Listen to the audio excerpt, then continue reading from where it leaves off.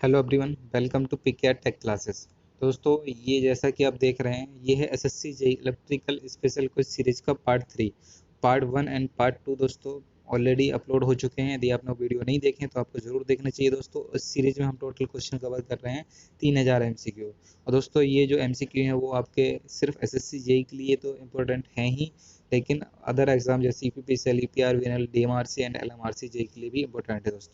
दोस्तों आपने अभी भी चैनल सब्सक्राइब नहीं किया तो सब्सक्राइब कर लीजिए, और वीडियो को भी दोस्तों लाइक करिए पूरा देखने के बाद। जब आप पूरा वीडियो देख लें दोस्तों, आप पूरा वीडियो नहीं देख रहे हैं, थोड़ा पूरा वीडियो देखिए, तभी आपको पता चलेगा मैंने कैसा पढ़ाया है, आपको सही लगा या नहीं लगा। तो इसलिए पूरा वीडियो ज़रूर देखिए, उसके बाद आप बताइए, अपनी राय दीजिए। दोस्तों, मैंने फर्स्ट एंड सेकंड पार्ट देखे हैं, उसमें आपने पूरे पूरे वीडियो नहीं देखे हैं, तो दोस्तों पूरा वीडियो आपको ज़रूर देखना है। ठीक, तभी आप डिसाइड करिए आपको वीडियो पसंद आया या नहीं आया। ठीक है, उस हिसाब से आप अपनी राय दे सकते हैं कमेंट बॉक्स में, वीडियो को लाइक डिसलाइक कर सकते हैं। ठीक है दोस्तों, तो फर्स्ट क्वेश्चन है आज का। In pure inductive circuit current dash voltage by 90 degree. तो प्योर इंडक्टिव सर्किट है, तो उसमें जो करंट होती है वो क्या है, वोल्टेज से 90 डिग्री लीड करती है, लैग करती है, या फिर इन फेज में होती है, या फिर नॉन ऑफ दीज है। तो दोस्तों, जो इंडक्टिव सर्किट है उसमें जो करंट होती है वो वोल्टेज से 90 डिग्री लैग करती है। इंडक्टिव सर्किट में करंट जो होती है वो वोल्टेज से 90 डिग्री लैग करती है। और कैपेसिटर प्योर कैपेसिटिव सर्किट में क्या होती है, करंट लीड करती है वोल्टेज से 90 डिग्री, और रजिस्टिव सर्किट में दोनों फेज में होते हैं। ठीक है, तो ये तीन चीज़ें थी दोस्तों। नेक्स्ट है power consumed by capacitor is. Power consumed by capacitor is. दोस्तों, कैपेसिटर में पावर कितनी कंज्यूम होती है। दोस्तों, कैपेसिटर पावर को क्या करता है, एनर्जी को स्टोर करता है और डिलीवर करता है, कंज्यूम नहीं करता है। ठीक है, वो स्टोर करता है और डिलीवर करता है, कंज्यूम नहीं करता है, तो इसका आंसर क्या हो जाएगा, 0। नेक्स्ट है RMS value of sinusoidal voltage is. तो साइनसोइडल वोल्टेज की आरएमएस वैल्यू क्या होती है दोस्तों, एकदम सिंपल क्वेश्चन है, B M by root two, zero, V I by sine five, V I by cos five. तो आर एम एस वैल्यू अभी जस्ट सेकेंड पार्ट यदि आपने देखा है दोस्तों, उसमें हमने डिस्कस किया है इसके बारे में। यदि आपने वो नहीं देखा तो आपको ज़रूर देखना चाहिए। और इसका जो सही आंसर है वो क्या होता है, I R M S, sorry यहाँ पे बी है, तो V R M S equal to क्या हो जाएगा, B M by root two, B M by root two. Next question है, नेक्स्ट क्वेश्चन क्या है दोस्तों, average value of sinusoidal voltage is. तो एवरेज वैल्यू क्या होती है साइनसॉइडल वोल्टेज की, तो वोल्टेज है दोस्तों यहाँ पे, तो हम ले लेंगे V average equal to 2 B M by pi, 2 B M by pi. तो ऑप्शन बी क्या है, सही हो जाएगा। नेक्स्ट क्वेश्चन है form factor of sinusoidal voltage is. Form factor of sinusoidal voltage is. दोस्तों, इसका फॉर्मूला क्या होता है फॉर्म फैक्टर का, फॉर्म फैक्टर इक्वल टू होता है वोल्टेज के लिए है तो V R M S value upon V average value, ये रखेंगे तो आपको फॉर्म फैक्टर की वैल्यू मिल जाएगी दोस्तों। तो इसका आंसर तो 1.1 होता है, लेकिन ये आता कैसे है देखिए। अभी मैंने आपको बताया V R M S upon V average, तो वी आर एम एस की वैल्यू क्या होती है, V M by root two, और वी एवरेज की वैल्यू होती है 2 बी एम बाई पाई। तो बी एम कैंसिल हो जाएगा, आपका आएगा पाई बाई 2 रूट 2। इसको जब आप सॉल्व करेंगे तो आएगा 1.11। तो ये क्या होता है फॉर्म फैक्टर। नेक्स्ट है peak factor of sinusoidal voltage is. Peak factor of sinusoidal voltage is. दोस्तों, पीक साइनसॉइडल वोल्टेज का पीक फैक्टर क्या होता है, 1.1, ये तो होता नहीं है, 2 या फिर रूट 2 या फिर 4। तो साइनसॉइडल वोल्टेज का जो पीक फैक्टर होता है वो क्या होता है, रूट 2। दोस्तों, एक कन्वर्जन टेबल है साइनसॉइडल वेवफॉर्म की, एकदम सिंपल है, इससे आपकी सारी चीज़ें क्लियर हो जाएंगी। मैं आपको बता देता हूँ, आपको कन्वर्ट करना है और वैल्यू को गेट करना है। यदि पीक वैल्यू आपको पता है तो आप इसमें 2 का मल्टीप्लाई करेंगे तो क्या जाएगा, पिक टू पिक वैल्यू आ जाएगी। यदि पिक टू पिक वैल्यू पता है तो आपको 0.25 से मल्टीप्लाई करें या फिर 1/2 से मल्टीप्लाई करें तो आपको क्या आ जाएगा, पीक वैल्यू आ जाएगी। यदि पीक वैल्यू पता है, आरएमएस वैल्यू निकालनी है, तो इसमें आप 1/√2 से मल्टीप्लाई करें या फिर 0.707 से मल्टीप्लाई करें तो आपको आर एम एस वैल्यू पता चल जाएगी। या यदि आप पीक वैल्यू से एवरेज वैल्यू फाइंड करना चाहते हैं तो 2 पाई से मल्टीप्लाई कर दीजिए या फिर 0.637 से मल्टीप्लाई कर दीजिए तो आपको एवरेज वैल्यू मिल जाएगी।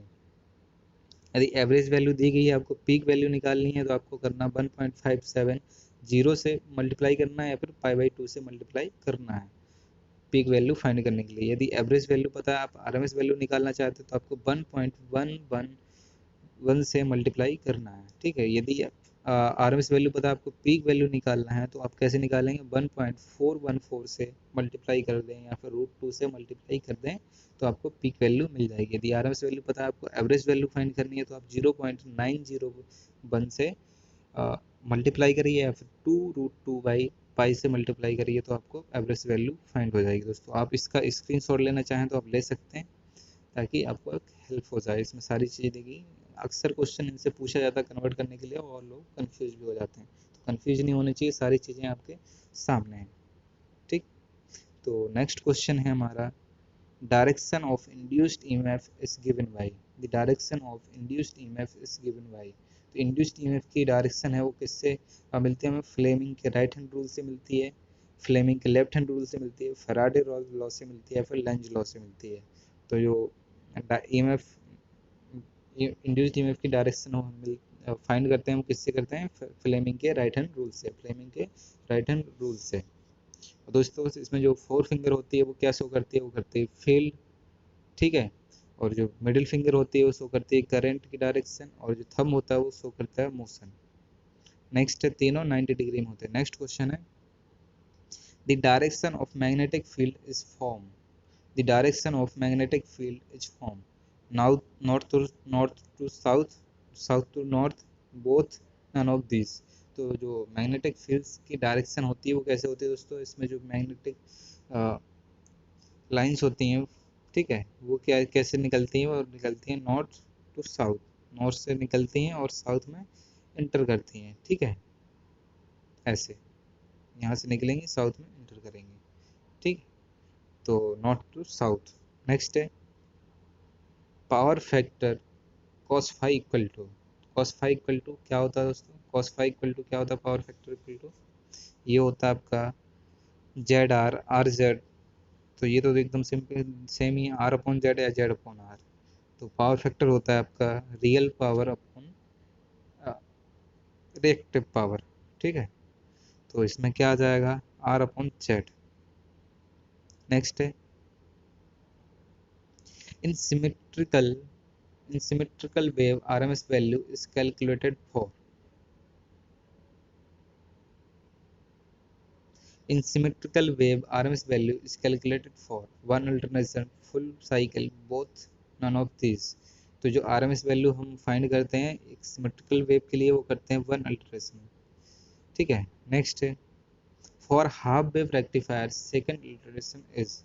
दोस्तों हाफ वेव रेक्टिफायर है, हाफ वेव रेक्टिफायर आप जानते हैं यदि ऐसे है, ठीक है, तो इसमें ये सिर्फ पॉजिटिव हाफ साइकिल के लिए क्या होता है, कन्वर्ट करता है और इसके लिए नहीं करता है। तो जो सेकंड अल्टरेशन होगा, मतलब फर्स्ट अल्टरेशन तो ये है आपका, सेकंड अल्टरेशन क्या है, ये है 0 टू मैक्सिमम, मैक्सिमम टू 0। ये होता है एक एक अल्टरेशन, और पूरा साइकिल होती है, एक बार मैक्सिमम फिर 0, फिर नेगेटिव में मैक्सिमम फिर 0। ये एक साइकिल होती है दोस्तों। तो हाफ वेव रेक्टिफायर के लिए सेकंड अल्टरेशन क्या होगा, ये इसकी वैल्यू क्या होती है, 0 होती है। नेक्स्ट है, 50 हर्ट्ज मीन्स, 50 हर्ट्ज मीन्स यदि आपको दिया गया 50 हर्ट्ज, इसका मतलब क्या है दोस्तों, एक साइकिल पर सेकंड है या फिर 2 साइकिल पर सेकंड है या फिर 50 साइकिल पर सेकंड है। तो ये क्या फ्रीक्वेंसी है 50 हर्ट्ज, तो दोस्तों ये क्या होता है 50 साइकिल पर सेकंड। एक सेकंड में कितनी साइकिल है, 50 साइकिल है, तो मतलब 50 हर्ट्ज फ्रीक्वेंसी हो जाएगी। यदि 60 होती है तो 60 हर्ट्ज फ्रीक्वेंसी हो जाती है। नेक्स्ट क्वेश्चन है, how many cycle does a sine wave go through in 10 second when its frequency is 60 hertz. दोस्तों इसमें बोल रहा है फ्रीक्वेंसी आपको 60 हर्ट्ज देगी और 10 सेकंड के समय में कितनी साइकिल हो जाएंगी। दोस्तों एक सेकंड में कितनी साइकिल हो रही है, 60। ठीक, तो 10 सेकंड में कितनी होंगी, 600 साइकिल। तो सही आंसर क्या जाए, 600। नेक्स्ट क्वेश्चन है, in the peak value of a certain sine wave voltage is 10 volt. ठीक है, if the peak value of a certain sine wave voltage is 10 volt. ठीक है, what is the peak to peak value. तो दोस्तों अभी just आपको मैंने table show करी थी, एक बार आपको फिर से बता दूं। आपको यहाँ पे क्या देगी, पीक वैल्यू देगी, तो आपको peak to peak value find करनी है। दोस्तों जब पीक वैल्यू दी जाती है तो हमें peak to peak value find करनी है, तो क्या करते हैं हम पीक वैल्यू में 2 का मल्टीप्लाई कर दें। तो 10 दिया गया तो इसमें हम क्या करेंगे, 2 मल्टीप्लाई कर दें तो क्या जाएगा 20 वोल्ट। नेक्स्ट है, यदि आपको नहीं अभी भी नहीं समझ में आया ये क्वेश्चन, तो दोस्तों आप वो टेबल देख लीजिए, आपको एकदम समझ में आ जाएगा, जो मैंने आपको टेबल पहले शो करी थी। नेक्स्ट क्वेश्चन है, in the peak value of a sine wave, if the peak value of a sine wave voltage is 5 volt, then the RMS value is। दोस्तों आपको यहाँ पे क्या दी गई है, मैक्सिमम वैल्यू मतलब पीक वैल्यू दी गई है, आपको RMS वैल्यू निकालनी है। तो मैंने आपको बताया था B R M S equal to क्या होता है, बी एम मतलब पीक वैल्यू बाई रूट। ठीक, इसको और जब सॉल्व करेंगे तो आपको आंसर मिल जाएगा, मतलब क्या आएगा 5/1.414। इसको जब सॉल्व करेंगे तो आएगा 3.535 वोल्ट। ठीक, नेक्स्ट क्वेश्चन है, a phasor is represent, a phasor represent magnitude of the quantity, width of the quantity, magnitude and direction of the quantity, या फिर फेज एंगल ऑफ क्वांटिटी। तो जो फेजर होता है वो क्या रिप्रेजेंट करता है, वो करता है magnitude and direction of the quantity. क्या रिप्रेजेंट करता है, वो करता है magnitude and direction of the quantity, phasor. ठीक है, फेजर से हमें मैग्नीट्यूड पता चलता है और डायरेक्शन भी पता चलती है। नेक्स्ट क्वेश्चन है, the form factor is the ratio of, form factor किसका रेशियो, दोस्तों अभी हमने डिस्कस किया था एक क्वेश्चन में कि किसका रेशियो है ये, peak value to RMS value, peak value to average value, sorry RMS value to average value, या फिर average value to RMS value, या फिर नन। तो जो फॉर्म फैक्टर होता है वो किसका रेशियो होता है, वो होता है RMS value to average value, RMS value to average value का रेशियो होता है। नेक्स्ट क्वेश्चन है, two wave of the same frequency have opposite phase when the phase angle between them. दोस्तों क्या है, दो वेव्स हैं, ठीक है, उनकी जो फ्रिक्वेंसी वो सेम है, लेकिन क्या है फेज उनका अपोजिट है, तो उसमें हमें बताना है फेज एंगल का डिफरेंस क्या होगा। दोस्तों उनमें फेज एंगल का डिफरेंस होगा 180 डिग्री, क्योंकि जस्ट अपोजिट है उनका, तो क्या आएगा 180 डिग्री। नेक्स्ट क्वेश्चन है, true power is also called, तो ट्रू पावर को हम क्या बोलते हैं, एक्टिव पावर बोलते हैं, रियल पावर बोलते हैं, रिएक्टिव पावर बोलते हैं, या फिर बोथ ए एंड बी। दोस्तों ट्रू पावर को हम एक्टिव पावर ही बोलते हैं और रियल पावर ही बोलते हैं। ठीक है, तो सही आंसर क्या हो जाएगा, both A and B. Next question है, पीक फैक्टर गिव्स, जो पीक फैक्टर होता है वो हमें क्या देता है, दोस्तों peak value to RMS value देता है, average value to peak value देता है, RMS value to average value देता है, फिर RMS value to peak value देता है। तो जो पीक फैक्टर होता है वो क्या देता है हमें, वो देता है peak value to RMS value, peak value to RMS value. Next question है, for a frequency of 20 hertz, sorry 200 hertz, for a frequency of 200 hertz the time period will be. तो इसके लिए हमें टाइम पीरियड बताना है दोस्तों, तो time period equal to क्या होता है 1/f, 1/200। इसको सॉल्व कर लीजिए, क्या आ जाएगा आपका 0.005 सेकेंड, 0.005 सेकेंड। ठीक है, तो ये आपका आंसर हो जाएगा ऑप्शन बी। नेक्स्ट क्वेश्चन है, power factor, power factor of an electric circuit is equal to, किसके इक्वल होता है power factor, R upon Z के, cosine of phase angle between voltage and current, volt kilowatt upon KVA, या फिर all of above.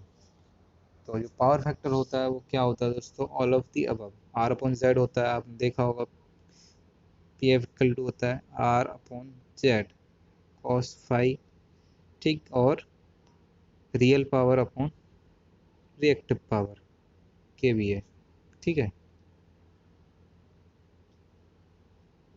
Sorry real power, active power upon apparent power, क्या होता है active power upon apparent power, इसको बोलेंगे K V A R होता है reactive power, K V A are.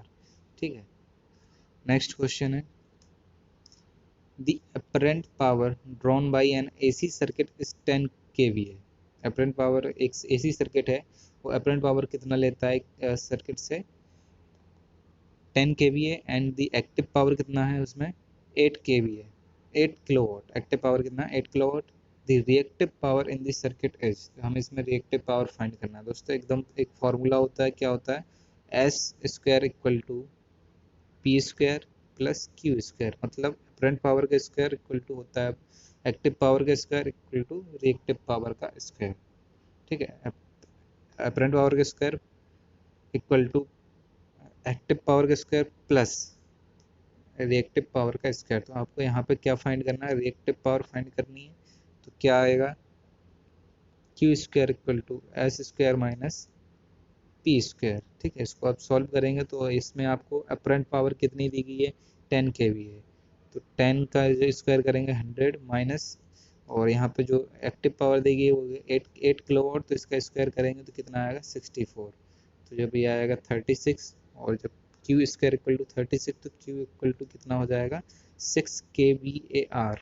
तो ऑप्शन बी सही हो जाएगा 6 kVAR। नेक्स्ट क्वेश्चन है resistance variation method of temperature control is done by connecting resistance element in series parallel connection और star delta connection है या फिर ऑल ऑफ द अबव। तो इसका सही आंसर है all of the above. Next question है और लास्ट क्वेश्चन है दोस्तों आज का। In heating the ferromagnetic material by induction heating heat is produced due to. Induction heating ये फर्स्ट उसमें था दोस्तों, फर्स्ट पार्ट में एक क्वेश्चन था कि eddy current and hysteresis losses का यूज हम कहाँ पे करते हैं। तो इसका यूज करते थे हम इंडक्शन हीटिंग ऑफ स्टील के लिए। तो इसमें देखते हैं ऑप्शन क्या क्या दिए गए। Induced current flow through the change, ठीक है, hysteresis loss taking place below Curie temperature if due to hysteresis loss as well as eddy current loss taking place in the charge तो none of the above। तो सही answer क्या है option C है। ठीक है, तो दोस्तों ये थे कुछ MCQ। आई होप ये वीडियो आपको पसंद आया हो दोस्तों। यदि पसंद आया हो तो लाइक करिए और शेयर जरूर करिए दोस्तों। यदि आपने चैनल अभी भी सब्सक्राइब नहीं किया पीके टेक क्लासेस तो सब्सक्राइब कर लीजिए। और दोस्तों यदि आप PDF चाहते हैं, यदि आपको PDF चाहिए हो इस वीडियो की तो आप बता दीजिए कमेंट करके, हम उसको आपको टेलीग्राम पर प्रोवाइड करा देंगे और टेलीग्राम की लिंक आपको मिलेगी डिस्क्रिप्शन में। Thank you for watching.